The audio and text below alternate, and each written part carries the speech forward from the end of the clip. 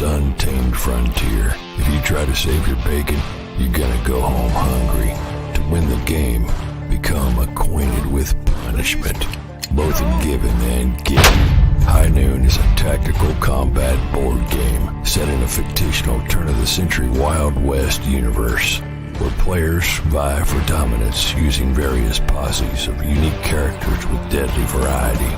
Assorted game tiles can be assembled quickly and easily to ensure no theater of war is ever the same. With your battlefield tiles confederated, it's time to take the reins of your posse. Draw from your deck to equip your posse with their unique skills they'll need to get ahead. There are no dice in High Noon. When it comes to victory or defeat, it's all in the cards. Don't forget to loot wherever and whenever you can. Gathering loot from crates around the battlefield will give you a razor-sharp edge. And most importantly, enjoy the spoils of your victory. Pick your posse and be ready for the fight. You might just make it out alive.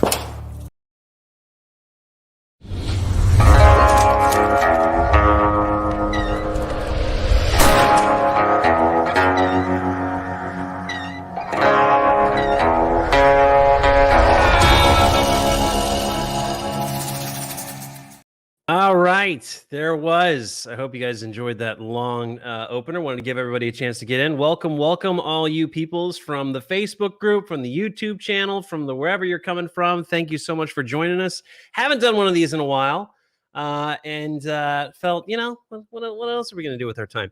So, for some of you guys watching from the sidelines, wherever that is.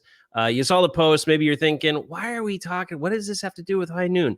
Listen, if you're new to this channel or to the group or to the game or to what I'm about, I came into this space as a nobody. I just like I like playing games. This is my first game. It took me years to do without reliving that whole thing. It was quite a journey for an independent creator, who's never been here before. So I thought, I got a platform. It's small, but it is something. I'm going to use it. I'm going to use it to pay it forward and in any way I can to help out any other independent creators. And in the process, it's opened up doors for me. It's opened up doors for the game. So it's beneficial for you guys. If you want something good for the game to happen, doing stuff like this is good for that. And it's also fostered some amazing relationships. So amazing! Who knew that helping people out would benefit you? It's crazy. So anyway, I got a gentleman reached out to me a few days ago, and after a brief conversation, looked into what they were all about, what he was about, what his brother's about, and it's pretty awesome. And so I wanted to share it. I wanted to bring them on, and they were very generous. And I apologize. I'm still sucking down my coffee in my branded High Noon mug, so it hasn't kicked in yet. Okay, so my brain is a little fried, but I took notes today. I prepared. I prepped. All right. So without further ado, I'm gonna bring in the Delve Bros. All right, guys, I'm bringing you in. We got Willem, we got Eli, and I'm gonna make Zach wait. Not just kidding. Yeah, we got Zach. Zach's in the house. What's up, guys? Hey. All right, so you guys, you call yourselves the Delve Bros. Yes. And you fancy yourselves developers. Indeed. So would that make you Delvelabros? Oh man, We have to it's too change late to our change. official- I wrote that one Yeah. down last night. I wrote that one down last night. I Wow. woke up. I was like, oh, "This is good." Ugh. Did you trademark that yet? Because Copywritten, yes. I've actually licensed it out to several high level comedians. So get ready. You guys are about to be famous. You know that the plan was supposed to be that we delve deeper, Dwight. Oh yes, Yeah. all right, yeah. So I was gonna say, so tell more about Taelmoor. Hey guys, okay, so really quick, guys in the chat, see you guys joining the conversation. Love it. Thank you for engaging. We want you in here. However, there is a link to kind of give StreamYard, which we're broadcasting from, give StreamYard permission to access your Facebook account. Now, they're not going to steal your identity, but what they are going to do is replace the Facebook icon and the word Facebook user with your face and a name. So we know who says something versus coffee. All right. So guys, if you want to truly be a part of the conversation, love the comments. We are reading them. But if you really want to join the conversation and let people know who you are, go ahead and click that link and give StreamYard permission. Okay. So guys, first of all, thank you so much for coming on the show. Of course. Thank you for having Thanks us. for having us. Oh yeah, no, absolutely. It's the least I could do, and we'll get into why in a little bit. But let's just start this off. So you guys are brothers. Tell me about yourselves. Who wants to go first? About the eldest brother. oh That boy, way. I am the official scribe of all things Delve. Yeah, so the three of us, we grew up together. Obviously, we played a ton of games growing up: board games, video games, D&D. So it's always been a passion of ours, a hobby of ours. And as we grew up, we've ended up in a lot of digital spaces. I'm a web developer. Eli's been an engineering manager as well as an indie video game developer for probably about a decade now. And then Willem's done a lot of business development in and around computers. Mew and me, he can tell you about very successful games for cats. So we've all bounced around a lot. And it was a little over a year ago that Eli sort of gathered us together and was like, look, I'd really like to make a go of all three of us working together, building what at the time we thought would be a video game. And we were like, sure, cool, sounds good. Let's give it a go. How Well, long that ago was was like- that? That was a little over a year. Go ahead. Yeah, it go was ahead. May, June of last year. Yeah, What were you gonna say, 14, Willem? 15 months. I was gonna say, well, he was like, yeah, cool, sure, and I was like, fuck yeah. Oh boy. Okay. All right. And now we're demonetized. All right. And Willem did it. Willem demonetized us, me. everybody. You can It's blame all me. his fault. All right. So yeah, this is that kind of story touches near and dear to my heart because I have a family business that I do like full time, and I was in the film industry before this. And I had family, I had relatives that were also like we all kind of had our hands in different areas of film, but we didn't orchestrate that. It was just what our passions were. Mhm. And at one point I was like, hey, you know, I had time around it, wrangled up all the family. I was like, hey guys, let's make a movie. Like we're all into this. Let's just do this thing. And then we set out to do it, and then we completely failed beautifully. It was it was wonderful. Is the It movie was- available? Can we watch it on the YouTubes? Oh my God. no, yeah, no. That's how it's like, imagine, you know, the story of the phoenix, right? Like the phoenix, the bird, Uh-huh. it is birthed and it bursts into flames and then it's reborn again. So our story was like, it's a bird, it bursts into flames, and there it is. So it was like We- a flaming pigeon. We That's right. actually made a web series, the three of us plus the rest of the immediate family, and you can possibly find it if you really look hard on YouTube.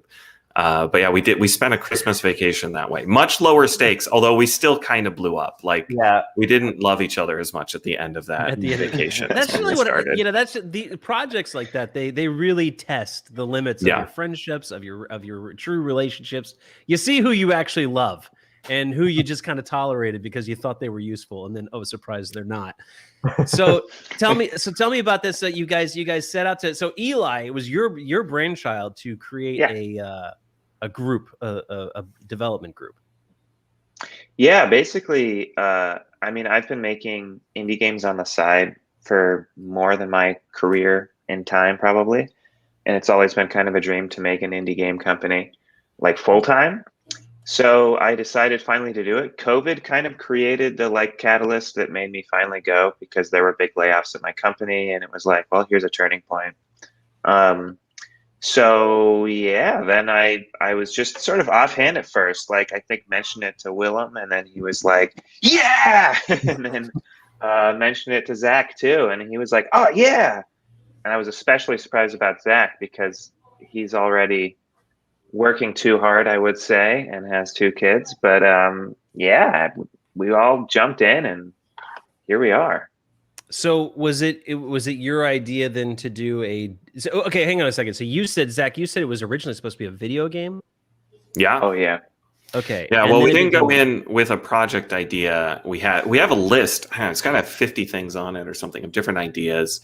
And so we started with a prototype phase where we were building a new prototype. I tell you when you're older, Meeple's champ, I guess. Yeah. But yeah, we built.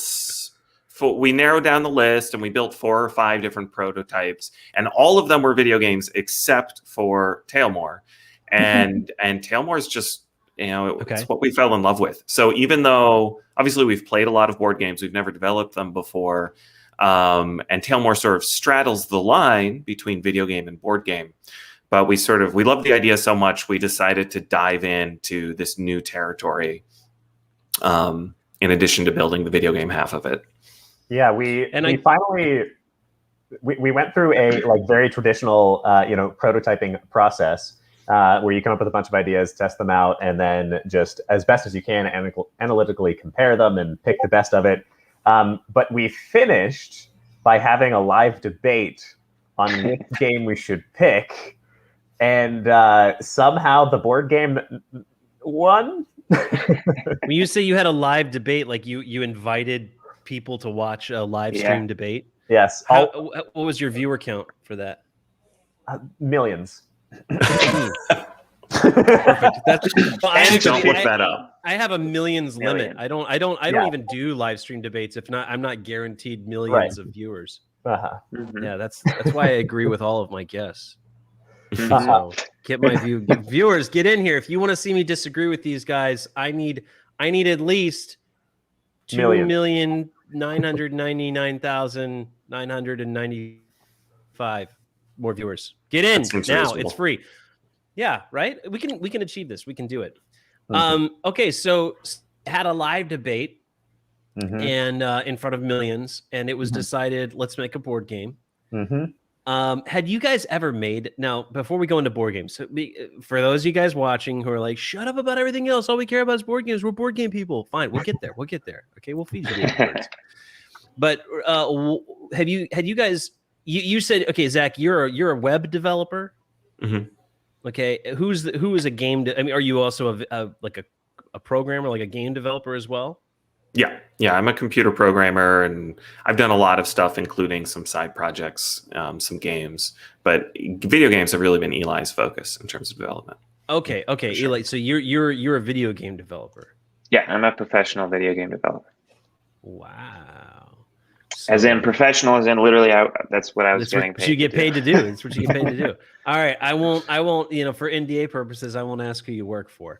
I work for Delve Bros, but before I worked for Delve Bros, probably the most notable, it was mostly mobile stuff. So DNA, Lumosity, those are kind of the big boys that I worked for. I worked for a company that just got acquired by Discord, making games as well.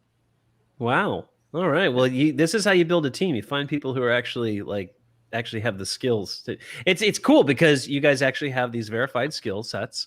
You've been paid to do them. So we know they're professional, and you also happen to be family. That's flipping awesome. That's a very rare combination.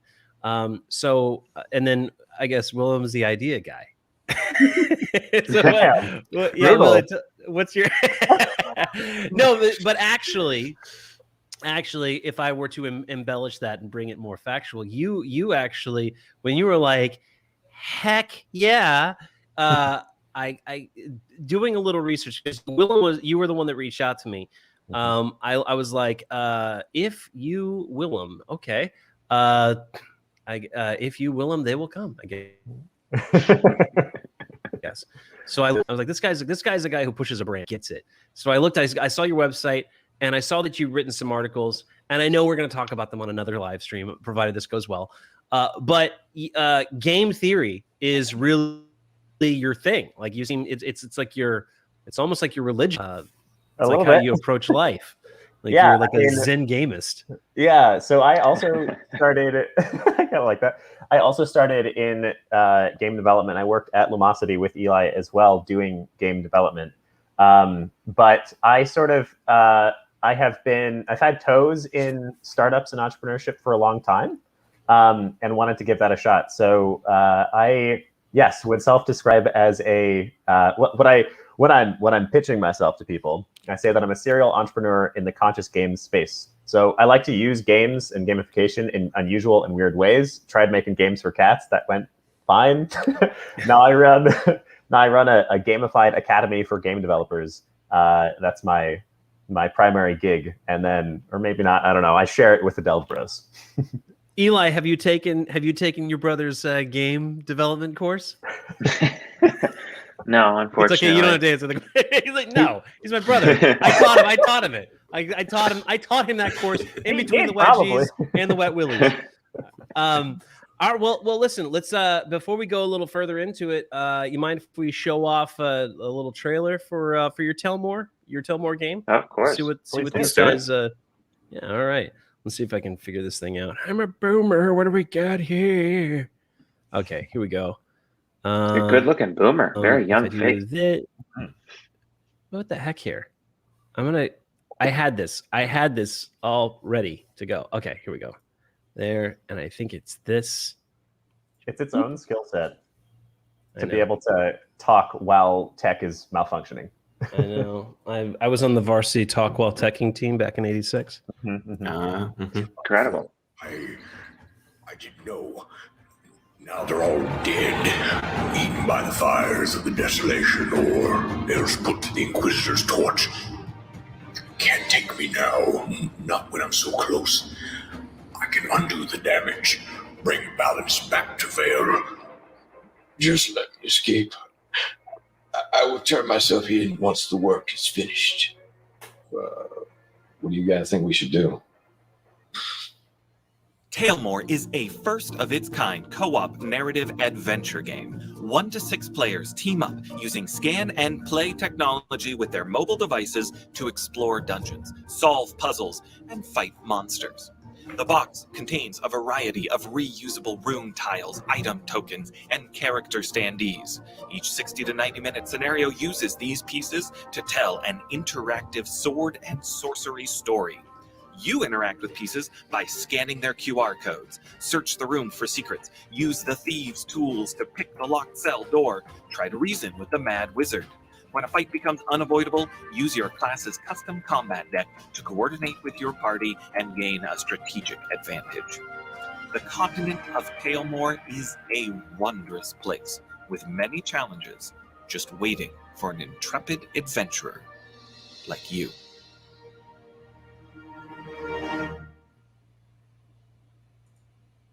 All right. Wow. What a cool game. Wow. Oh, I know, it's great. Oh, and then there it is. Oh, there it is again. So yeah, this is in so for those of you watching who are like, ooh, I'm gonna quickly pause. Yeah, those are the questions that I had prepared, that I told you I prepared. I totally put them over on the wrong monitor because the coffee. All right. So this game, a couple questions. One, I saw that it's like kind of they fit together. Those arrows kind of keep things fitting together. Mm-hmm. And I saw that it looks like some entire rooms are made of separate little tiles. So can you also mix up the internal tiles to make different rooms or different kinds of rooms out of those? You know what I'm saying? You know what I'm saying? Yeah. Like, Yeah, we have one standard tile size for rooms. They're 5-inch tiles. And then, so there's rooms that are just 1 by 1. They're sort of simpler rooms. And then we have rooms that are larger. There's 2 by 1s, there's 3 by 1s, and there's 2 by 2s. So that gives us some variety in the the layout of the dungeon, while still having these sort of standard tiles that we can mix and match. And they're all 2-sided. So, certain adventures, a tile might get used one way and might get used a different way in a different adventure. Or even, this was an idea Eli had recently, is that you should be in a scenario, you're in like a 1 by 1 room, and then it flips over and it's a part of a larger room that you like fall into or something, which I think we actually are going to include in one of the scenarios we haven't written yet. Wait, don't spoil it.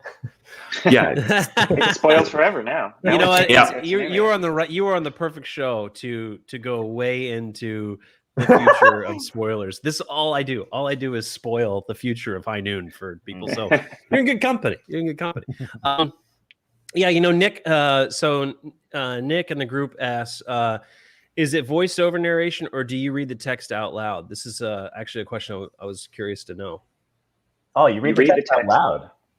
You read it out loud. Okay, so Yeah. you read it. Now, are you going to offer? Because I know there's that app that you can get like narrators to do content, and you know what I'm talking about. Are you going to offer that as an option, or not for now? Yeah. Okay. We play tested it, and the lack of narration is it's a feature, not a bug, right? Because it really. We don't want this to be a game where people sort of disappear into their phones, right? That's not why we're bringing in the phones. Phones distract us enough in the rest of our lives. The phones are a way of sort of dynamically bringing a story, but then it's sort of up to the group to then consume that story, bring it out, read it out loud. And we actually found it makes a big difference in play testing if people are reading out loud versus just silently reading off their phone or listening to something. Yeah. Yeah, that was actually my next question: is why use a phone? I mean, I'm not against it at all, but I'm curious as to what you guys were thinking. Well, the main thing is, I mean, we all are in or have been in game development. So a lot of our headspace is in the game development world. We've played an astronomical number of board games. Eli, you could probably go open that closet behind you and horrify everybody. But we still have a fair amount of sentimentality in the video game space. And one of the things that video games can do that board games have a much harder time doing is delivering dynamic content, delivering content that changes over time. So your phone, if you played like a Gloomhaven, for instance, the layout of your adventure the minute you start, because it's there on the piece of paper in front of you and you got to put it there. When you play Taelmoor, you start in a single room and you know nothing about anything. And then it reveals it over time. And that's something that really only the phone could do. That's cool. So with Taelmoor, do you guys plan on this being compartmentalized, or like this is the game in the box and these are the set amount of campaigns, this is what we've written, and then if you want more, if we end up producing more, we'll put them in another box that you go to the store and buy. Do you have any plans on doing any future campaigns and things like that? Yeah, so we have multiple avenues basically to expand the game, and we haven't settled on which one yet. It's kind of like produce the built-in scenarios in the built game first, and then see kind of where the market and the audience takes us. But part of the reason to have the app and that makes it really nice for expansion is we could just add scenarios through the app over and over again. Every piece is very modular. Right. So you could use the same piece in every scenario if you wanted, or you could use all these different pieces. And if they're arranged this way, it does one thing or another. And since it's all in the code, it also it can be like dynamic, and there can be sort of all the different kind of branching that you can get from video games, all with the exact same pieces. Yep. And this is maybe a sneak peek. Procedural generation is possible. Yeah. So are you? Is that like a legacy style? Is that what you mean? Like a randomizer. Yeah.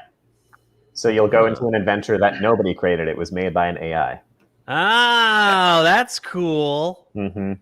Yeah, I've been reading Completely some I've been reading some posts on Reddit about people who put like a listener device or something in a room full of whatever, and then they have it write a movie script, and it's like, Wow, yeah, that sounds but awesome. it's yeah, it's You're gonna be out of a job. yeah, sure. That was funny. You remember what was that movie? Was it called Her? With and I was like, this doesn't make any, like, already the premise lost me, because you have a writer who gets it's a new operating system, so it's like a global thing, like everybody's getting this operating system, and I went ahead and wrote your articles for you. I'm like, then nobody would be here. Like you basically eliminated the writer role. What is this?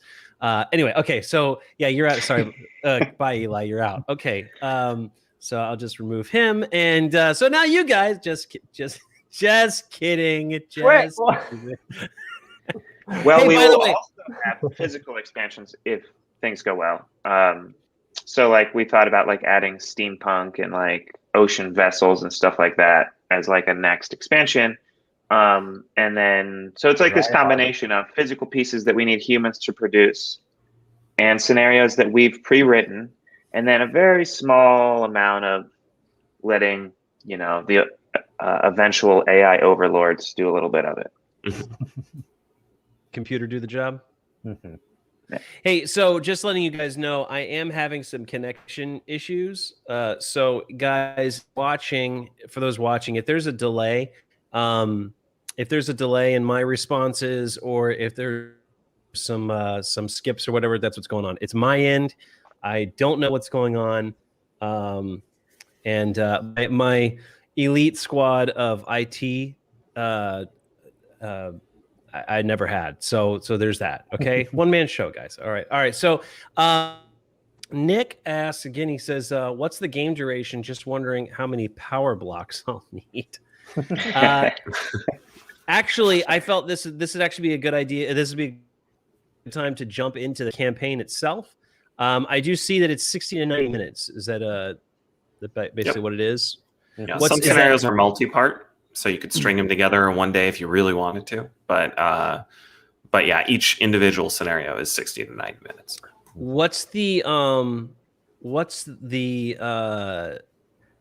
Does that change based on how many people are playing? Because I see it's 1 to 6 players as well. It definitely does. I think you still wind up sort of in that ballpark, 60 to 90 minutes. But if you play with 6 players, expect an extra half hour on there to deal with people.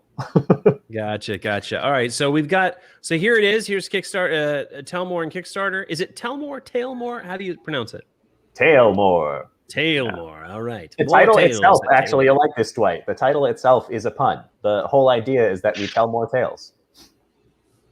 I did not piece that together. My brain is melting now. Doesn't it look? Which it's already trying to catch up on coffee. So thanks a lot. Sorry. Except it's like if elves told more tales. Yeah. Right. Of course. That's why. It's a very self-righteous way of spelling tail. It's a very pretentious. It's very elven. It's very pretentious. And tail.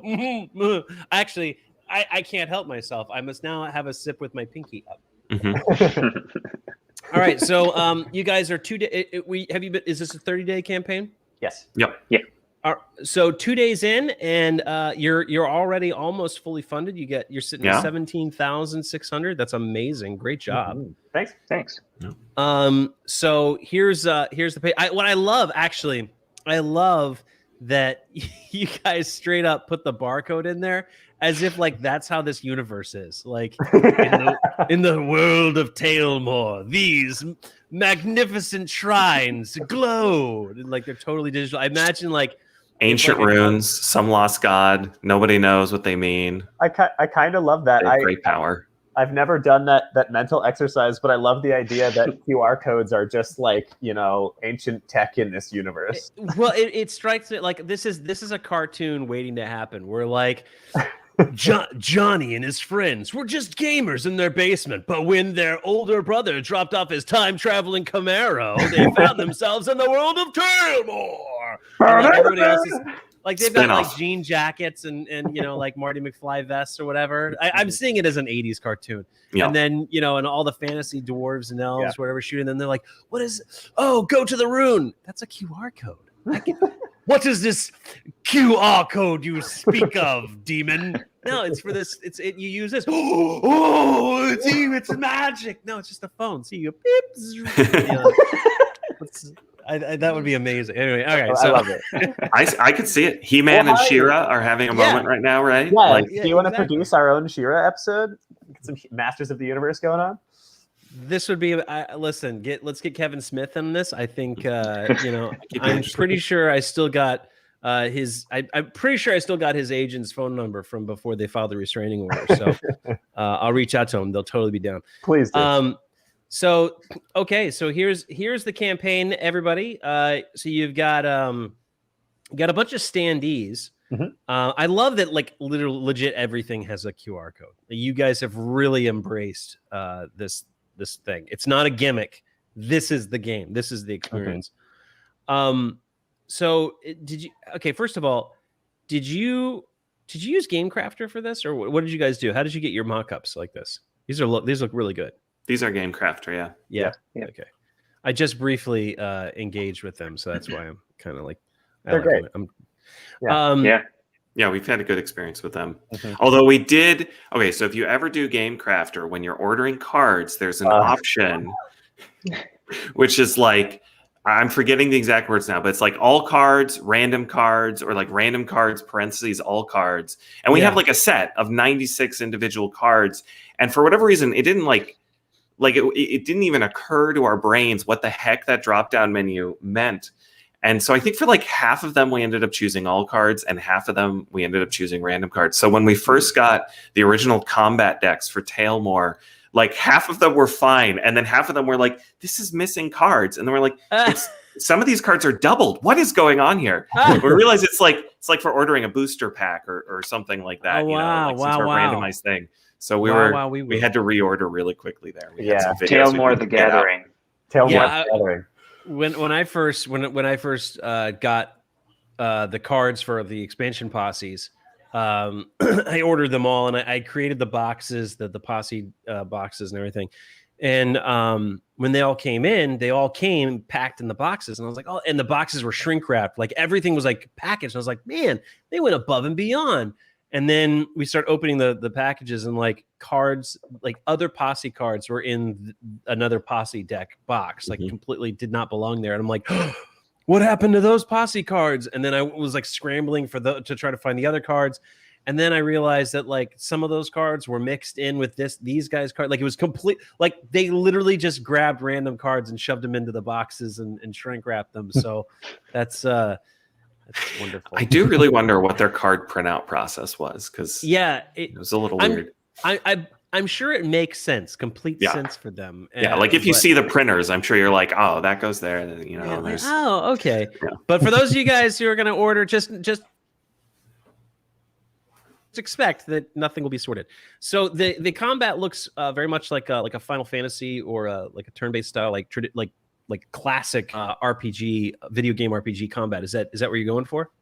Yeah, sort of that mixed with maybe a little light Slay the Spire. Mm-hmm. Slay the Spire. Mm-hmm. Yeah, because you have your own deck. It's a deck of real physical cards, and you build the deck as you level up. Mm-hmm. And then shuffle, draw, you get a hand, and the whole party coordinates to pick an attack each round. Mm-hmm. Wow. Oh, okay. So these cards are party cards. They're not character cards. Well, each class has their own. Okay. Has their own deck. Yeah. So you coordinate with the way that it works is every round, battle is split into multiple rounds. Every round, every player picks one ability to use, and every enemy picks one ability to use. So it's your own deck. You're building your own deck. You're shuffling your own deck. You're picking your own ability, but you're coordinating with your team. This is one of the ways we're trying to, make it more board gamey to figure out how to beat the enemies. Mm-hmm. When I see these QR codes everywhere, so this QR code, it's going to generate the baddies in the room. Is that what that does? Kinda, yeah. They appear out of the cardboard. Actually, it's really complicated to make that work. That's cool though. Yeah, I like that. It's like renewable energy. I love it. Yeah, you're recycling the material back. This is very progressive. I really love this. Okay, so what's in the box? You got 29 map tiles. Okay, so this is where you're talking about. These are double sided. Yep. I'm assuming on the reverse of this is that ocean, that little lake. No, actually, it's all there's 1 by 1 on one side, and then the other side is some sort of multi-part, with a couple of exceptions. But yeah. Okay. So what? But I guess this was my question. Is like this. You can't take. I mean, I don't know. This is my question. These 4 belong together, but can you take another one or whatever and plug it in there and like redesign a board, or is this what it is? This is the board. Each room belongs together, so it might be a 2 by 2 or 3 by 1 or a 1 by 2. But then each of the rooms individually, whatever size they are, can be mixed and matched. However, that being said, one of the reasons that we really like this, and one of the things that we're trying to what we're trying to create is a box of components that can be reused in an infinite number of ways, right? So that being said, that's an interesting idea, and there's no reason a scenario writer couldn't say, let's snap these random room tiles together and somehow modify the game that way. It would certainly. I can see where like logistically it would be a nightmare for the artist to create seamless transition for tiles to be mixed together. But maybe as an expansion game box set later in the future, you have something like that. I don't know. I'm not even suggesting it. I was just curious. We do have one room like that, actually. We have a long hallway that can be either 2 by 1 or 1 by 1, and it just sort of seamlessly goes together. But yeah, most of them have like a, what did I say? I said 1 by 1. Yeah, it can be 1 by 1, or it can be 2 by 1 or 3 by 1. But yes. And the middle tile is like can be in or not optionally. But for the most part, they have distinct walls. Yeah.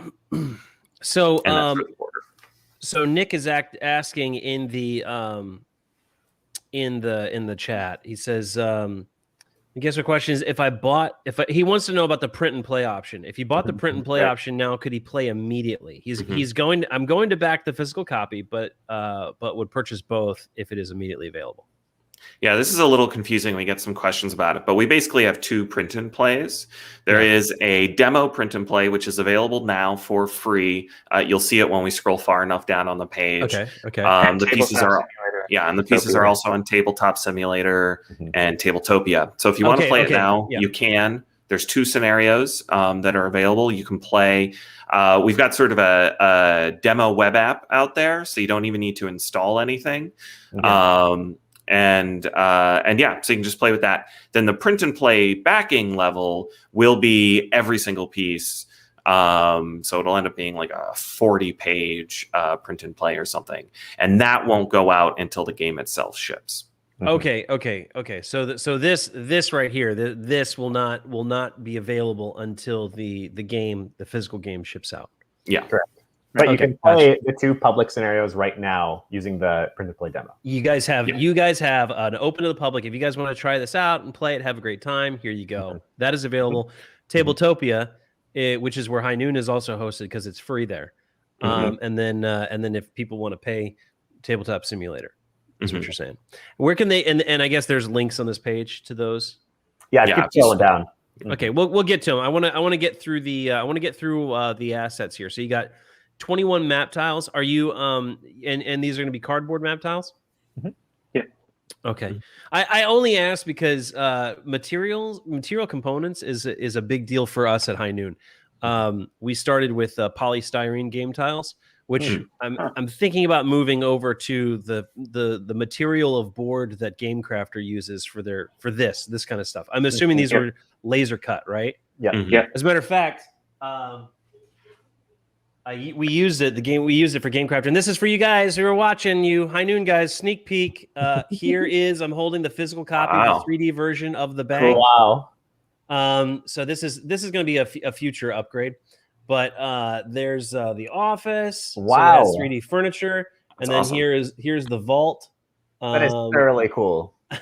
It's gonna be like bank robbery scenario or something like that. So we'll talk about High Noon. We're talking about Taelmoor now. Sure. I just wanted I fell in love with this material as a board. And it completely blew my mind. If I had not ordered this as a sample, I would not have known, and I would have kept with the polystyrene. But for those of you who have tested out High Noon, and you complained about the quality of the boards and how they slide around, it's highly probable that in future iterations of the game and for the expansions will be with a heavier material that'll look really good. All right, so that is the material you guys are using for your boards, right? Yeah. And what's been your experience actually with that, with those tiles? Because you have a similar format where you create a map. High Noon does that as well, and so but we don't have anything that locks in place like this. But what's your experience with, like, on a flat surface, on a maybe smooth table? How do the boards handle on that? Do they slide around? Do they pretty much lay still? What's your experience? Has it been an issue? I think they pretty much lay still. Yeah. And they're really nice and thick. They feel really good. The Game Crafter one specifically, we're going to have obviously a different manufacturer for the mass printing, so it might be slightly different material. One thing I noticed of the Game Crafter specifically is that the tiles do get scratched easily. Okay.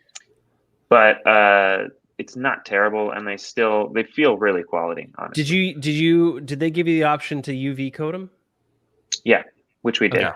Yeah. And they still scratched. Okay. Yeah. Now, what I do love about the Game Crafter, and we'll move. We're going to keep moving. But what I do love about the Game Crafter is they also give you the exact specs of the things that you're ordering.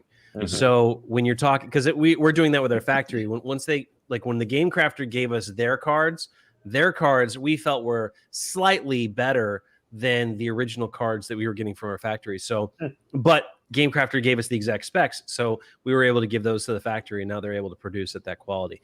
I really love that about Game Crafter. So I'm sure you knew, but if you didn't, there it is. All right, so you got 21 map tiles. They're double-sided and they're modular. Like you were saying, you can mix and match these any way you want. 7 door tiles. So with these door tiles, you put them wherever they go, and then you scan that barcode, and that tells you which game tile to put next. Is that what that does? Yeah. Yeah, we'll usually have a door in a case where, like, there's a locked door or something that you need to get beyond, and we would use a passageway if it's just, like, walk to the next room. Got it, which is these. Yep. Got it. So you've got 20 standees. These are monsters and NPCs and such. Yep. 42 item tokens. So again, these have QR codes. I love it. I love that you just are in. You're all in on this QR code thing. It's amazing. Well, one of a video game mentality coming into the world of board game development is that you should have as few actual interactions that the player has to learn as possible. So we play tested a lot and went through many iterations, of course, but eventually we settled on, like, every interaction that you do needs to involve that QR code, because then it's just one thing. I scan a code, I do a thing. Gotcha. It gives us this really tight, like, one-to-one coupling between what's happening in the phone, what the phone's telling you, and what's going on with the pieces. There's no piece that's just cosmetic or something, or the phone's, I guess maybe the party marker that sort of reminds you where you are in the map. There's no QR code on it. But everything has meaning. You can interact with everything. You can touch it, you can pick it up, you can scan the QR code and do something to it, which I think is something that's pretty unique and really sort of, I don't know, valuable, interesting about the game. It really is like a text adventure where you just you type in and experiment with stuff, except those things are all physical in front of you. In one of our very first scenarios, in one of those, in game development, you call a magic moment. I don't know if you call it the same thing, Dwight. When you have somebody play something and they do something and you go, that is what this game is about. That's what we need to focus on. Eureka. Yes. Yes. When in one of our first prototypes, it's this world where everybody's been turned to stone. And there's this old man who's, like, maybe alive, but mostly stone. And our players found a hammer. Can you guess what happened? Yeah, so the players all you have is a hand, using the hammer, and like we're flabbergasted and amazed, and that's what we're trying to create. You know, that any of these objects can interact with each other, and it's this sort of storytelling or choose your own adventure. That actually brings up a question. Just I don't know. I don't want to derail too far from our trajectory here. But are you familiar with the game Monochrome Inc.? No. Okay. Yeah. All right. So so shortly before you reached out to me, Willem, I was having a conversation with my best friend and colleague, childhood brother from another mother, Rad, who's been he's been my right other half on this project, and he's been playing games with his family like every Shabbat, and he recently played this game Monochrome Inc., and you use the app to go along to journey through this, your party journeys through the story or whatever, and based on what characters do, it's like a choose your own adventure because your different characters can interact and create different outcomes. But it's like that, like everything can be intermingled or whatever, but it's app driven. Now I don't know, I haven't played it, so I don't know if it's if it's QR code heavy or at all, because it could just very well be a choose your own adventure, but could be something to look into for you guys, just to check out and cross compare. I was just wondering if you'd heard of it.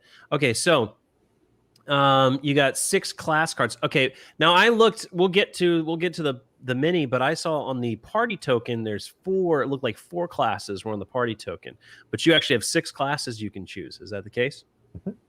Yep. And will you be releasing more classes in the future? Could be. Are they in the stretch goals that I should just shut up and keep scrolling? Okay. 6 combat decks. Each class, I'm assuming, has their own combat deck, correct? Is that what that is? That's cool. And so as we can see, everything has stats and a QR code on it. There's the party marker that comes with the box, but you guys will see what the cool, amazing looking party marker looks like in just a second. A party inventory card. What is that? What is that for? What's that do? That, I guess that's another example of a cosmetic piece. Yeah. Yeah.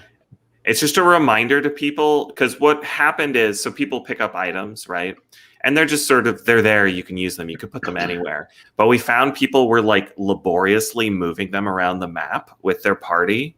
And like, it's like, just, you don't have to do that. So we just made a card that people can just throw it on top of. Oh, I see. Because you have those chips. Yep. And you put them in these circles. Yep. And each circle represents, well, this is 4 circles, but you have 6 players. I mean, is there 4 types of loot, or is this 4 players? If you look on the character card, you'll see there's another one. Is that down below? Oh, no. Oh, up above. Right here? The wizard. Yep. On the front, the wizard. Okay. You could put inventory here. Yep. So you have an extra slot. Yeah, so you can have, like, certain people have, like, like the thief has lock picks, for example, and that's not, the other people in the party can't use the lock picks. Only the thief can. But items you pick up during the scenario, typically anyone in the party can use. It's just in the party inventory. Gotcha. That's cool. Hey, listen, we're learning the game, guys. Yeah. Hey, guys, we're learning the game from the masters right now. You guys are getting front row seats to the tutorial. Okay. 8 scenarios. So you've got 8 campaigns you've already mapped out. That is awesome. How long is each campaign generally last? Is it like when you say 8 scenarios, is like it's like 8 sessions or 8 full campaigns? It's 8 60 to 90 minute scenarios. Yeah. Okay. Right on. But of course, as you guys have said, you guys can roll out more campaigns and scenarios. And because you got the app, it's like, boop, boop, there it is, and you're good to go. If you guys help us hit all of the stretch goals, you're going to ship with quite a few more than that. Yeah, we have more than 8 planned. All right. Who's writing these scenarios? Or I guess we'll get to that too. Us and some professional writers as well. Cool. Okay, I'm going to need their phone numbers later. All right. Quick reference cards, perfect. You know, that's something that we didn't think of. When I say we, I didn't. I'm not going to throw my friends under the bus. Totally didn't think of quick reference cards. It's great addition. All right, so you've got, here's your chips. So here's the dragon sitting on loot. I love it. Love the visual. Love it. Okay, and I'm assuming his QR code's on the other side. Yep. Now, this was I was thinking about this while getting back here. You've got the small base on the standee, and I'm just thinking, like, I can see people to put their own 3D models into the game to make it a little bit more immersive, and I imagine that you guys would also be rolling something out like that in the future, if not within these stretch goals. But have you considered using larger bases for larger creatures? And I where I'm getting at is your base going this way will obviously space out your party on either side. I guess it doesn't matter because it's a one party token. But if they're at all, actually, the more I think about it, the more that's a stupid one I'm trying to get at. My game is spatial, right? Yeah. So my game, it matters where your characters are and how close. Right. That's where I was thinking. But your game doesn't do that because you just put your marker in the room and then you scan it and there's your battle. Yeah, the room is the only location that matters. So you have a 5-inch by 5-inch area where you can move stuff around. The scenario might say, like, put this item in the northeast corner and put this item in the southwest corner or something like that. But that's more, I think, to immerse you more and to keep track of where stuff is in your head. But obviously, you're not like, it's not like Warhammer where you're like measuring, is this thing 4 inches away from this thing or anything like that. Yeah, that makes sense. All right, I'll shut up. Okay. That was actually, though, a big consideration of ours and something we talked about a lot. Yeah. I originally, at least, imagined, a grid and you have to move to A3 or something like that. But it's been a lot of work to balance the QR code scanning in a way so that it's a value add, something that's fun, instead of something that becomes a chore. Right. Yeah. Which is what it would be if it were a gimmick, but because this is actually part of the game, it's immersive. It's it like you said, it's not a chore. It's part of the experience. That's an art. Yeah, it's pretty magic to have the phone say choose your character, and then you point it at the dwarf, and then the dwarf pops up and goes like, "Yeah, let's go." That's cool. Okay, I was going to ask if you guys did any kind of, not augmented reality. I mean, that'd be cool, but I mean, if you had like a visual, so that's awesome. So you can point. Now, are you pointing it at the dwarf? Or are you pointing it at the dwarf's QR code? The QR code. Okay. We experimented with AR stuff, and the main issue with it we found was that, like, we have the room tiles, right? And there's a lot of stuff that sits on top of the rooms. So if you were to try to, like, scan the room, then it will, like, pick up the item accidentally and that sort of thing, unless you clear everything off the room. So it just worked a lot better to just use QR codes. Yeah, that makes sense. Zach, we lost Zach for a second, but he's back now. He's back. There he is. Okay. All right, so we got the pledge levels. Okay, so we've seen the assets. I mean, this thing is loaded. It's loaded with fun stuff here. I'm back in this game, guys. I'm in. All right, awesome. So for $60, you get the game and all the game. Okay. Is this? Did you take this is the actual game you took a picture of? Yep. Very cool. All right, so that's $60 for $80. You get, okay, what's the Kickstarter exclusive? You the art, the map, the scan and discover map. Ooh, tell me about this is sort of collaborative idea that we've put together. We knew we were wanting to do a map, and our whole thing is QR codes and this scan and discover technology that we've been working on. So this is a big fold-out, beautiful map by our wonderful artist at Taelmoor. Of Taelmoor, and of Vale. And then in addition to the map, there are QR codes all over it on different points of interest, so that when you scan it, it takes you to lore about that location. Okay, guys, seriously. I need to derail for a second on that. No, because Nick had asked earlier in the chat. He'd asked if so where is it? Where is it? It's up here somewhere.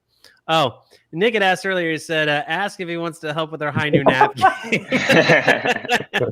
And so, Nick, believe it or not, I've already approached Willem about this last night. We got to get these, but we got to get these guys through their Kickstarter. Everybody, let's do that and this is more and more and more. I'm seeing incredible value. But if you guys were, this is crazy because if I could share, I'm gonna share a different screen here just for a second. This is actually this is the map for High Noon. Oh, cool. Mm-hmm. Yeah, and my plan was to create one of those like a High Noonopedia. And I wanted to have like a way that you could hover over the map and whatever. But it would be really cool if you guys after your Kickstarter, if I can hire you guys, I would love to do the scan it, because all these spots have lore to them. Yeah. And this is great. This is, guys, everybody who's watching, these guys get it. Okay. This is I knew we had to have them on because so I've sent out demos of High Noon to a bunch of reviewers, and a lot of the reviewers, almost all the reviewers, would pull this. And so in the game, I have the game and everything, and then I included a 17 by 22 inch map. This map here, and it's just there. It's just for funsies. It's just to kind of show that there's more to the game, there's more to the universe, there's more to come, and also to kind of give them something, just for fun if they like to collect things. Yeah, maps are cool. Maps are cool, exactly. Yeah. And so people would look at it and they're like, "Oh, I guess this is the game map, and this is what you play on." I'm like, no, you don't play on this. You just look at it. You just like it. Just, would you look at this? Would you look at that? Would you look at that? That's all you do. But yeah, I'm totally hiring you guys. Like you don't have a choice now. Okay, you're hired. Cool. You have to do the scan and discover on my map. Okay, we will talk about it after the campaign, but no, we've already talked about it. It's already been talked about. It's done. All right, moving on. This is legally binding. This conversation. It's done. Yes, it's a solemn vow now. All right. So you're gonna get this scan and discover map. That is cool. And then you've got these exclusive abilities. Each what are these? Are these bad guys, good guys? What are they? More combat cards for every character's personal combat deck. Oh, I see. So as you level up, you basically get to put like advanced, like upgraded versions in your deck. Yeah. So these are more advanced, like level up cards. Yeah, it's a minor. Oh my gosh. Yeah. Minor deck building game. A little bit of deck building, and so you get to you choose what abilities your character gets to be good at, and these are extra cards that generally do more funky stuff. This is, man. Okay, look. You're gonna have to accept the fact that this is a High Noon Live, and this show is about you, but it also is a candid conversation, and I can't help but like get excited and talk about things that might have in common. So High Noon will have a role-playing element, an RPG supplement.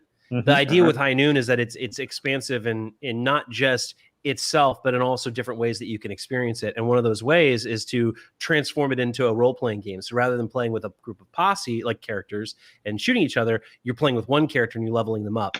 And in that mechanic, it is like you said, a minor deck building game where you get to choose which abilities you're going to add to your deck. I love this concept. This I can't wait to play your game. Oh my god, I cannot wait. Yeah. So you one thing I love about. Go ahead. Yeah. Oh, sorry. Go ahead. One thing I love about that concept, and that sounds awesome in High Noon too, is like it's a whole like philosophy we have with Taelmoor in general. Is that when I play a board game, like I love like Eclipse, for example. I don't know if you played that, or Through the Ages, or Gloomhaven, or any of these like huge games that take like 3-5 hours. But the first time I play these games, that there's this 30-page rule book, and it's crazy. You have to watch YouTube video, you have to have someone teach you.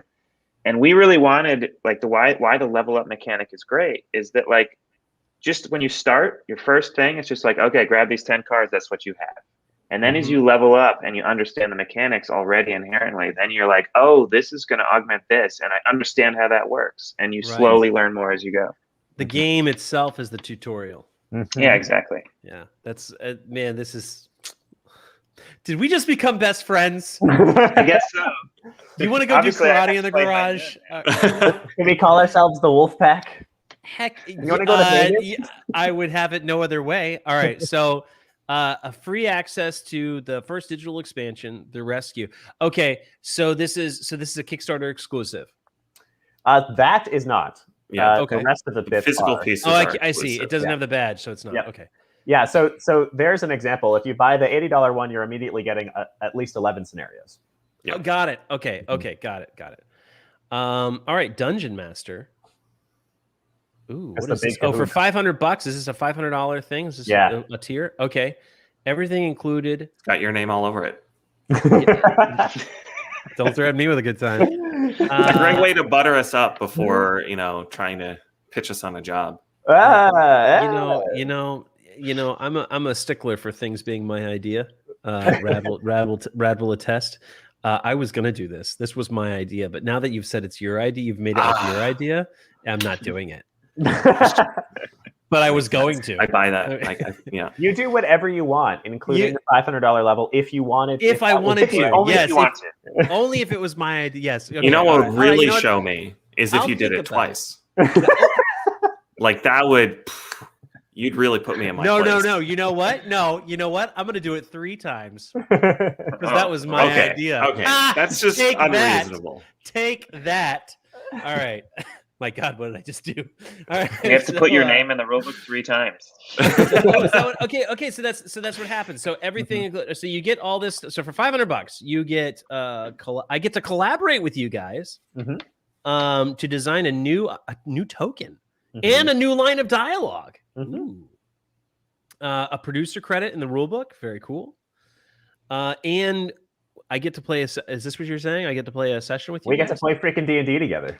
Heck yes! You could substitute it for karate in the garage if you wanted to. That's man! Now see what's happening here, guys. Zach is now obligating to you guys to do something above board. All right.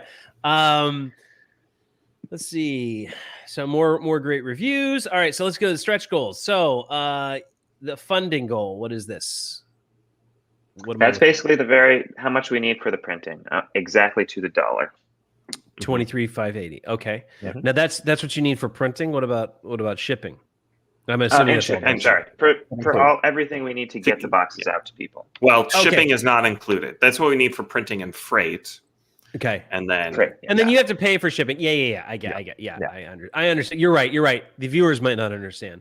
What we're saying is this pays to get the game produced and delivered to the fulfillment centers, and then from there, you guys are going to pay for your own shipping. Completely fair. If you don't like it, get over it and get off Kickstarter because this is how it works. All right. So once it's funded, then we'll see what the other stretch goals are. Is what you're saying? Yeah. Okay. Man, I love the artwork. Who is this? One of you guys? Or? Oh, hell no. He's a Brazilian guy named Datan Porto. Yeah. Okay, right on. We have 2 great artists, Datan and Paola's from Italy. And Brendan. Brendan did the box art. Brendan did the box art, yeah. We've just been overjoyed with their work. Yeah. Seriously. Social goals. Okay, so each goal unlocks a new. Tell me about your social goals. So I'm not reading like a moron. So we have a few. We want to get the word out, and we've got a social goal for most of the major platforms out there. And for everyone we hit, you're going to unlock a new item token, which people get to vote on. And then it'll also unlock a bonus scenario if we get them all. So Taelmoor, you're saying 400 likes for Taelmoor on Facebook? Yep. Is that what that is? Yep. Okay, let's see here. All right, you're sitting at 210 likes. Everybody needs to go to everybody who's watching this on Facebook needs to go head over to Taelmoor and just hit that like. It's free to do. Here, I'm going to do it right now. Clicked, liked, done. 211? Bam. All right, guys. So they are more than halfway there to unlock that social goal. These are all free. These are all free things to do. It costs you guys nothing to do. Just go just go retweet a tweet, like their Facebook page. And you know what's great is like none of this translates to money. Like this is not something that is guaranteed that it's going to generate these guys any money whatsoever. And so they're essentially giving you guys stuff for free if you just help them out. Just get the word out. So 500 fans, 300. Okay. Join their Discord server. We have guys who are in the Discord server. All right. Listen. Okay. I know I have 34. I got 250 of you guys. Nope, not yep. 250 of you guys in my Discord server. All right. How many of you guys got in your Discord server right now? Let's see. You have 100. You're gonna say you have 100. If everybody from our Discord server goes to their Discord server, free, you're gonna get a social thing. All right. So so stop sitting on this. If you're not gonna back it with your money, back it with your clicks. All right. Let's see here. Ooh, and Eli is back. All right, so you got your how to play. There is is this link work? Okay.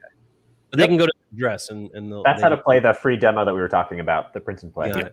Got it. You could also scan any of these QR codes that you see, and it will take you there, Including Actually, not on the true. ball. They all go to the Kickstarter. Yeah. Yep. Oh, right. You changed it. Really? but when the Kickstarter's done, yeah. All right. This is cool. Yeah, I'm definitely gonna play this. All right. So these are the rules. This is the how-to, guys. If you guys want to learn more about the Taelmoor campaign, you guys can go to Kickstarter, look up Taelmoor. Taelmoor. That is tail spelled Elvish. More. Also probably spelled Elvish. Very pretentious title. You can't miss it. It's the only one out there. You're sitting at let me just go ahead and let's see here. I don't know if this is I don't know how this works, if I'm going to show off my my personal stuff here. I'm going to do this for now. Let's do this. I want 2 copies. What? Thank you. Wait. Hang on a second. What's this? Oh, that's the retail access. Okay, sorry. Okay. Yep, sorry. Yep, that's what I'm going to do. All right. And before I'm going to stop sharing that. So that my please just put in your credit card number live. Yeah, exactly. Find out what personality you are. Your personality is the first 16 characters of your credit card. All right. There it is, and it's away. All right, there you go. It's amazing. Yeah. And for those of you thinking I'm fronting or I'm capping, bam, done. Wow. There you go. Thank you. Thanks, man. All right. Yeah. No. This is the. I can't wait to play this game. So actually, speaking of that, Nick says dibs on second copy. I'll pay you back once I get paid from the. Heck no, Nick. You go get your own copy. I'm doing this so that we get 3 pledges on this game. You cheapskate. I know how this is. I already bought you Hero Quest. All right, you go buy your own. All right. Yeah. So looking forward to playing this on Tabletopia. Nick had actually, let's see, where did he? Nick is really ingrained in this conversation. So he is. Oh, there it is. Great guy. Thanks. So Nick, now Nick does want to know, would these guys be interested in dueling us in High Noon? So that's they're just throwing that out there. No pressure. I mean, we will absolutely. Let's do it. Cool. I will. I won't commit my brothers to something. I have plans. I would for the love offer. I think. Hey, listen. If you guys, it's totally fine. If you guys can't make it, Nick has already exposed himself that he is available to game tonight. And if we don't play this High Noon, I'm going to make him play this on Tabletopia. All right, so let's. So guys, they are sitting at 17-7. They are 28 days to go, but I want to see this thing busted out in the next day. So you guys watching need to jump in and pledge. All right, it's very affordable, a lot of value, and they throw everything out there. They're upfront. I love that. I love that you guys are really upfront and about your game and stuff. So you mind if we jump over to to Bitboards? Yeah. Yeah. You guys, all right. So this is actually what this is how we all kind of got to talking. Willem reached out to me about my Kickstarter and invited High Noon to be a part of this online convention. So is this something is this another project that the three of you guys worked on? Or is this Willem's project? How does this play out? Yeah, this is primarily my project. The bros have definitely helped. But this is me trying to come up with creative ways to market our own Kickstarter and help the board game community. There you go. Okay. Yeah. Works for me. Yeah. I've noticed from a lot of successful campaigns, that's what they do. They contribute something to the community that really it's something of value that everybody partakes in, and then it pays in dividends in their campaign. I hope it does for you. Mm-hmm. So tell me in the viewers about it. What is it? Yeah. How does it work? How much is it? What is it? Yeah. So this was directly inspired by that company I was talking about that I ran for a hot second. Hot second being 3 years, I guess, called Mew and Me. The cat games. These are video games for cats that teach you more about them. And when the pandemic hit, we were like, okay, what can we do? This sucks, pandemic. And we made an online convention called Streaming Cats that went super, super well. We had a great time. So because I had that experience, and because now we're trying to make this Kickstarter happen for Taelmoor, I decided to do the same sort of thing for board game people.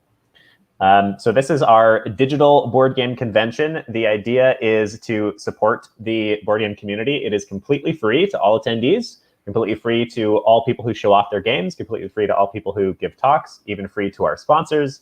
The only thing that we ask is basically a social share or email about the event to try to basically help us all grow the event together to distribute people and attention and maybe some sales to all of us.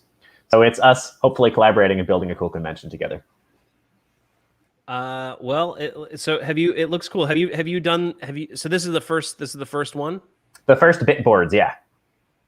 How will it be hosted, or like where will it be? So it's slightly unique. What we did for Streaming Cats, what we're going to be doing again here, is that we host almost nothing. The only thing that we host is what we call our interactive convention map, which is a static page. Imagine a cool map, maybe like Taelmoor map, of a convention hall where there are links and cute little pictures all over the map. And when you click into them, we send these users straight to you guys, the board game people. Gotcha. So if you are playing a play session on your Zoom or on your Discord or whatever, we just link on a little picture of a table that says High Noon on it over to you. Gotcha. So the only thing that we are doing is bringing people to that map, and then they get distributed out to you. So it's meant to really support you as much as possible. I see. All right. Okay. And I'm assuming that the same way the board game talks works. Yeah. You click a link at a certain time, it takes you to the stream. My dream is kind of like GDC for board games online, the Game Developers Conference, massive video game session. So it's people playing play sessions. There's a little vendor village where you can put up your own Kickstarters and stuff like that. But then also it's hopefully some skill sharing for the board game world. So people talking about what they've learned designing board games to other people trying to design board games. Do you have any lineup of speakers? Yeah, we've got a couple. We have, let's see, a couple of my students actually are going to be giving talks. We are giving a couple of talks ourselves. We have I don't remember his name, somebody who works over at Tabletopia giving a talk. Couple of cool ones. I love the guys at Tabletopia, man. Cool. I know people have there's some mixed feelings, especially from people who are more accustomed to Tabletop Simulator. Yeah. But man, the crew at Tabletopia have always been so responsive. They're very engaging with the community, which is just, I don't know. To me, it speaks volumes. Yeah. All All right. So, hey, how does, I was looking into this. Mhm. This is funny. So I was looking into trying to be a sponsor, and I Sure. was like, oh, I'll be a sponsor. And usually when you click on something like be a sponsor, it says like, okay, and these are our packages. But you're like, hey, yeah, be a sponsor, help out, like just talk or something. Like you literally don't take any money from anybody. I'm sure your brothers really appreciate that. We have, yeah. if you want to be, well, I mean, so, full disclosure, this was originally invented to support our Kickstarter. That's how we're taking money from it.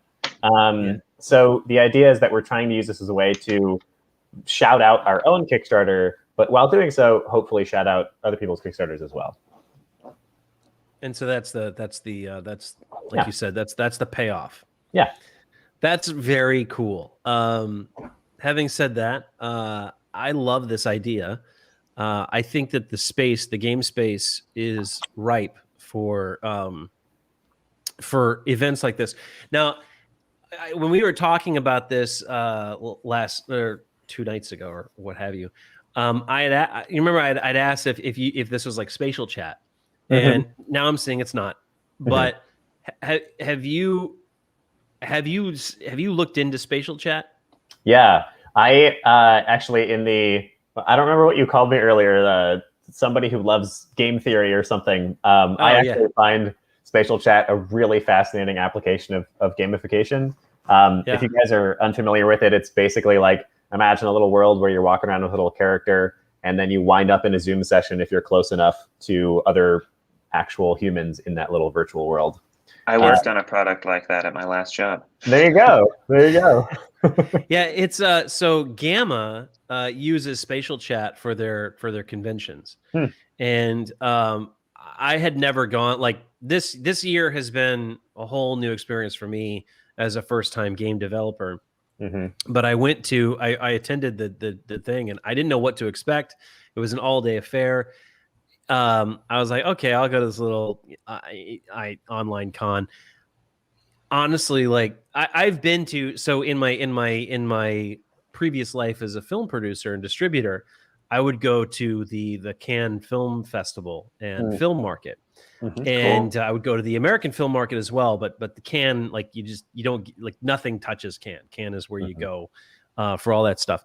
And everybody, the layman knows Cannes for the red carpet and the celebrities, but on the backside of that, in the massive convention hall, is where all the deals are happening, where all the movies are being sold. And where all the workshops are, where all the screenings are. And so you're walking around. I mean, it's a massive show. Now, it's not as big. It's nowhere near as big as the Canton Fair, which was in my other previous life as an importer-exporter. But I mean, that's literally 25 Disney Worlds duct taped together. That's the landmass that you have to traverse for booths and stuff. It's insane. But here's this online convention, and I'm thinking, oh, I'm going to sit here in my chair and my nice comfy leather chair, and I'm just going to like click buttons, I guess. How hard could this be? Oh my gosh, it was so exhausting. By the end of that convention, I felt like I had walked around. I mean, I didn't lose any weight. I did no cardio whatsoever, but I felt like I had been walking around the convention. It really felt like a real convention, because it was. But like you said, you're basically clicking around, and it's like even like, yes, you can walk into a Zoom thing. What really got me was, and really where the word spatial comes in, is you walk into like a channel, a room channel, and you can see all the little avatars everywhere. And the closer you get to, if like two avatars are near each other, they can be talking. And the closer you get to them, the closer you hear their like the louder their conversation gets in the direction that you are. So if your avatar is over here, then that's the speaker that you're going to be hearing it from. That's the headset you're going to hear from. So it really feels spatial. And then you can get right up to something and see a presentation or whatever. I say all that to say, I think that there's room, even with Gamma as what they are, I think there's room for another similar event another similar. I think actually now more than ever, there's room for indie creators to have something like that. So I think you guys are on the right track. This is a long ramble to say I think you guys are on the right track. I would love to see in the future Bitboards taking on a giant like that. And while that would certainly require sponsorship money, I'd be more than happy to contribute to see that into fruition. Heck so let's just put a pin in that.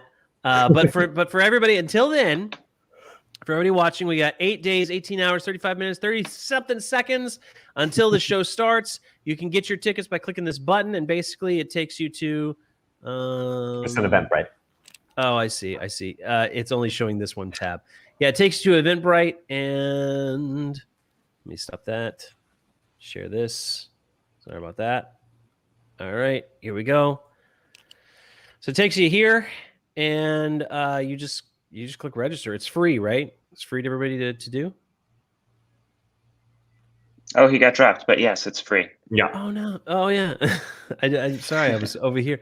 Yeah. So this whole event is free, guys. So for those of you watching, this is a convention. Bitboards is a convention to support independent game creators, and it's free. So join it. I'm gonna be there. High Noon's gonna be there. Taelmoor's gonna be there. Taelmoor's friends are gonna be there. Taelmoor's family is going to be there. Oh, here he is. I'm back.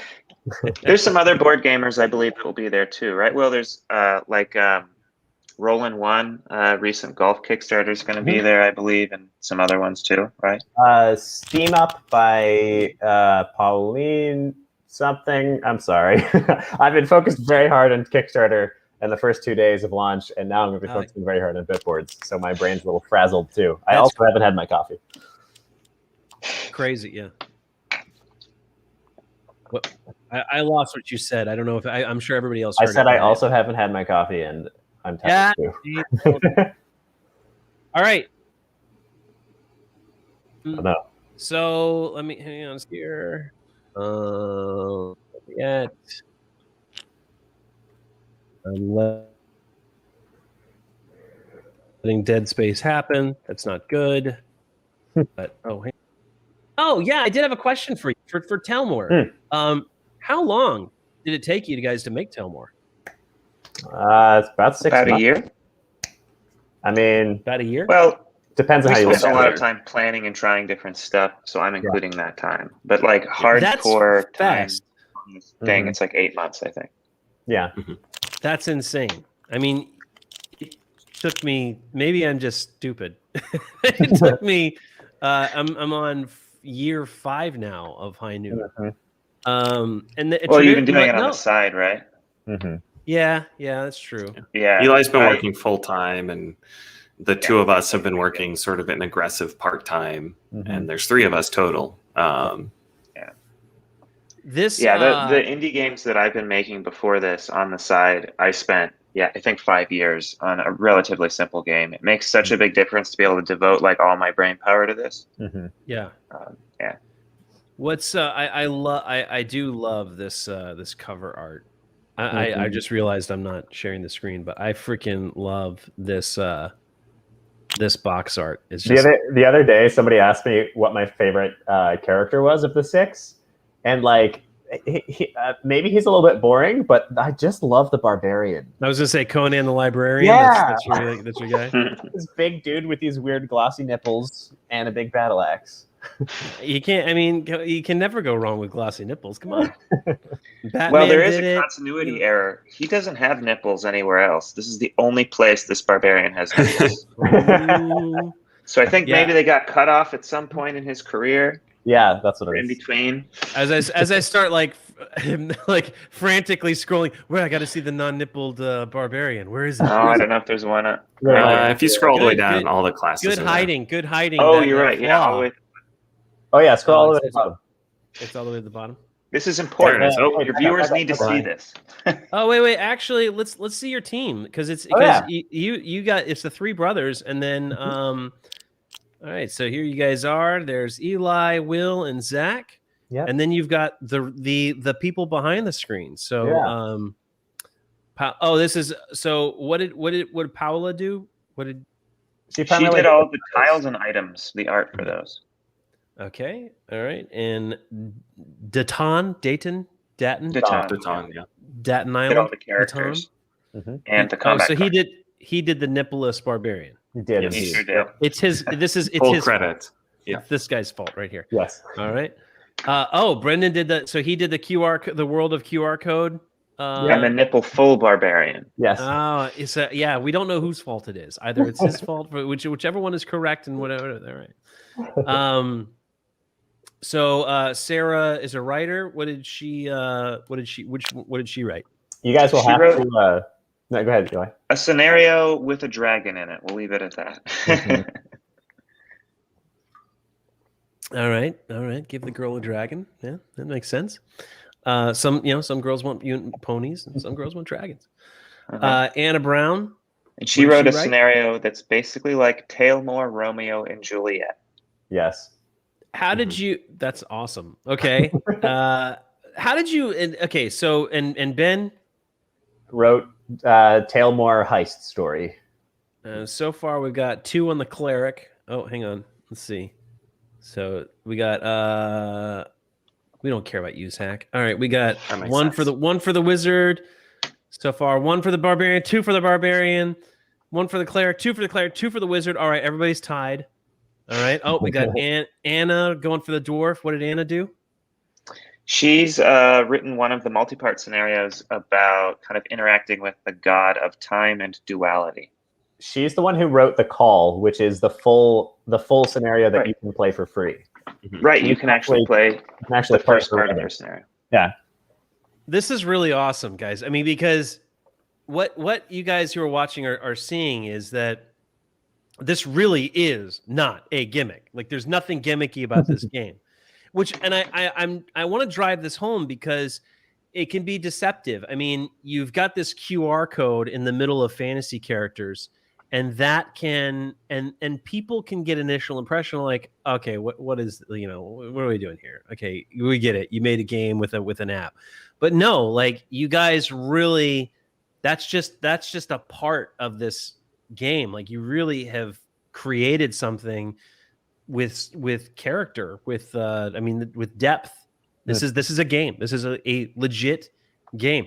And I don't mean and in my history, in my previous life as a film creator, or producer, I would show these trailers to my friends and family after we'd make a film, and they're like, "Oh, it's like a real movie! Oh my gosh!" I'm like, yeah, it's like a real movie. It's distributed. Yes, it has distribution. You can get it on Never. But this is a real game. Like, this is not, don't be fooled. This is you guys have how did you get these writers? How did you like, where'd you find them? How did you hire them? For people out there wanting to create a game, looking for writers. I absolutely love AngelList for finding pretty much everybody in the world of startups. I mean, this is still, even you working on a board game by yourself, I would describe as a startup. AngelList is specifically to find people who want to work for the small startup world instead of working for the big studios. So that's where we found most of these people. Ben is connected to us through family, but most of our artists, most of our writers are just us sticking up a job listing and going through like 50 people who are interested to find the one that seems the best.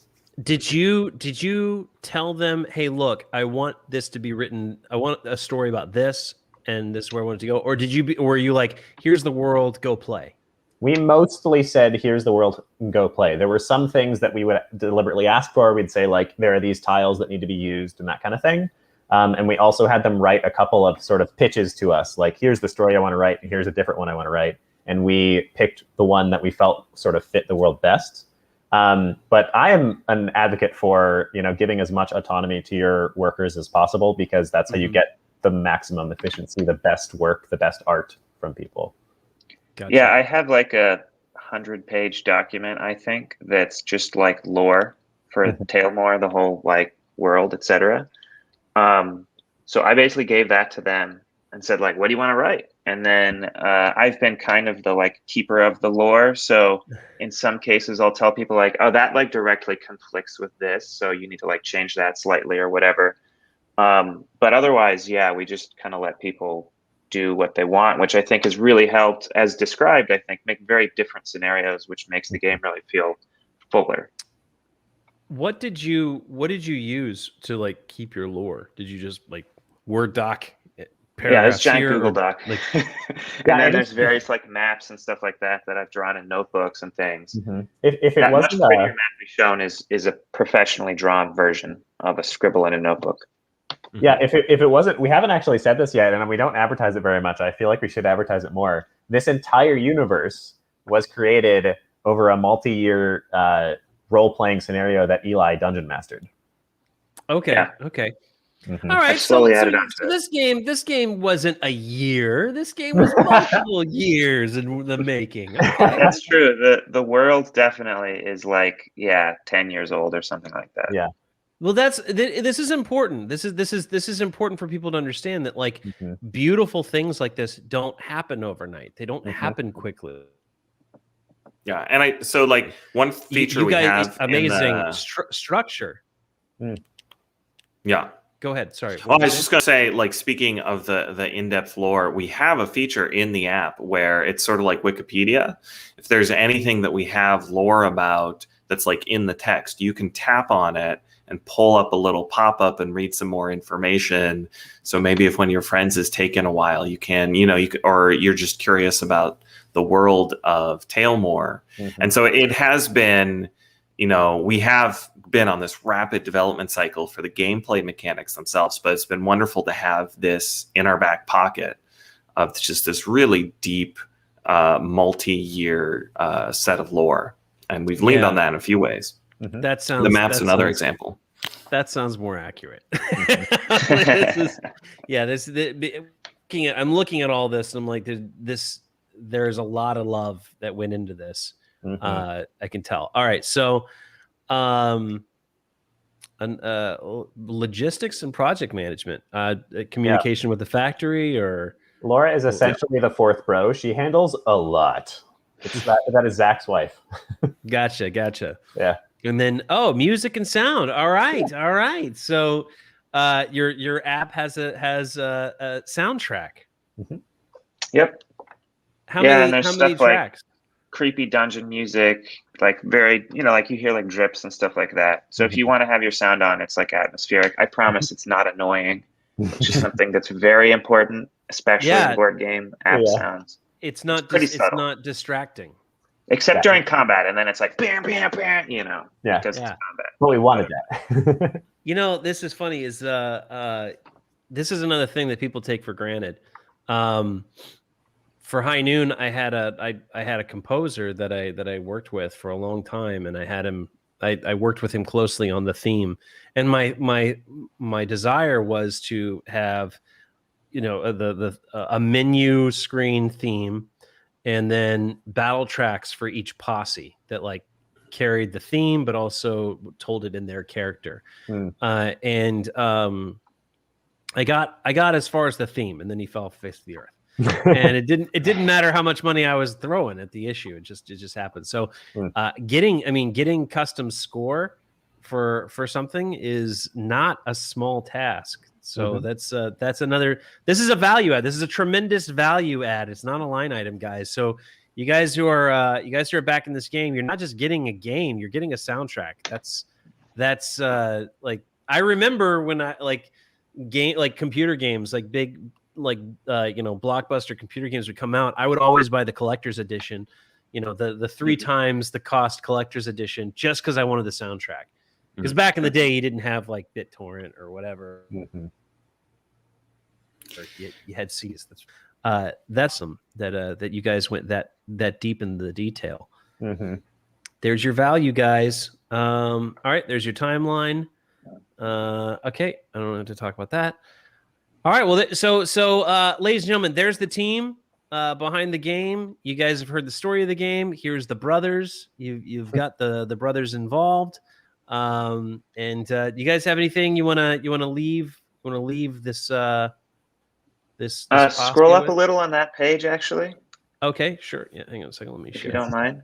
I think I know what you're about to do. Well, let's find out. All right, scroll up to A little more. Let me hide that. You should see a thing with all the characters. There we go. Okay, Barbarian's the top one. Above the cleric there. Yep, no nipples. There, no nipples. Where are the nipples? There it is. There it is. I think Why they're are we talking about I this? think they're under. I think they're either under or hidden in this very well-defined line art. That might That's be what it. That was okay. That's all. yes. Thank you. We you know, there's gonna be people who would have been like trying to sleep tonight. Be like, I can't sleep. Oh, they never had any closure on whether or not the nipples are there or not. There's no closure. Okay. All right. Okay. Well, that's that for the show, guys. Thank you for checking in. Thanks for sitting in. Thanks so much, thanks for sharing. Everybody, they are sitting at 17,860. So let's let me share. Yep. Let's get them over that $23,000 goal. They're almost there. And make them a success. Don't forget to tune into the Bitboards event. So we will play some games. We'll listen to some people chat and get to meet other geeks. And then Will, you and I are going to be talking hopefully soon about gamification. Hell yeah! And then Zach and Eli and Will. We'll be talking about the app that you guys all promised you would help us develop. So thank you for that. I can neither confirm nor deny these allegations. All right, guys. Well, again, thank you for watching, and we'll see you guys in another opener. You guys want to hang out? We'll say our proper goodbyes afterwards, but outside of that, sure. Hang on a second. Hang on a second. Crazy. It's crazy. This is a project. Oh yes. You know what? High Noon. Is that? Do you have it's like crazy that dual personalities here? Yeah. See, I'm not crazy, guys. I'm not crazy. I'm talking to you, and my other personality is typing. I wasn't typing. This is not me. They're true. The voices are real. All right. But I do agree with the sentiment. This is insane. Okay, you guys have an incredible and I don't want to get on a soapbox here. Okay, because I could. I do have some problems, not with you, but I do have some gripes with this industry. This is an insanely awesome project. The game itself is fantastic. It is criminal that it is not getting the attention it deserves. So we're going to go out. I'm going to do everything I can to shine a light on this. I hope others do as well, because this really deserves to be way up there. This deserves to be way up there, and I hope you guys achieve it. Thank you, Dwight. All right. So having said that, if you guys wouldn't mind sticking around, say our proper goodbyes, and that'll be that. All right, and see you guys.